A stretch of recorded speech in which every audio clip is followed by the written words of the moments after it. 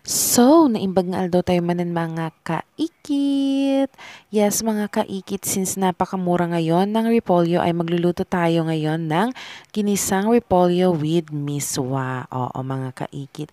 So, of course, as usual, igisa muna natin ang bawang and then yung sibuyas mga kaikit. Halu-haluing mabuti igisa hanggang sa mag-brown mga kaikit para lumabas ang aroma at iba pang lasa nito mga kaikit.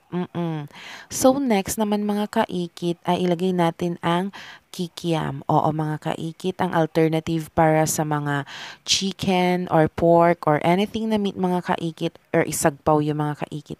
Yan ang pinakamura ang kikiam. And then lagyan natin ng ano yung tawag dyan? Pork cubes. O, depende sa cubes na gusto nyo. Pero yan, pork cubes ang nilagay ko dyan mga kaikit. Afterwards, ay lagyan nyo ng tubig. Yes, kahit medyo madami kasi may ilalagay naman tayo ng miswa. So, soy sauce pampakulay and patis pampalasa. So, after that mga kaikit ay ilagay na natin yung ginayat-gayat na repolyo and halu-haluin natin siya hanggang sa lumutay. Basta yung magganyan mag-shrink. Oo mga kaikit.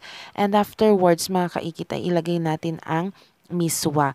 Make sure na na-crushed ito mga kaikit kasi yun din yung gagawin nating magpapalapot sa tubig. Oo, na nilagay natin dyan sa repolyo. Oo. Doon mo malalasahan lahat. Parang magiging soup siya or slurry or something. Basta merong distinct taste kasi ang miswa mga kaikit. You should try it. Sinasabi ko na sa inyo. So, ayan, haluin lang ng haluin hanggang sa maluto na din yung miswa. And yan, that's it mga kaikit, ang ginisang repolyo with miswa. May share ko lang kanya yung mga kaikit.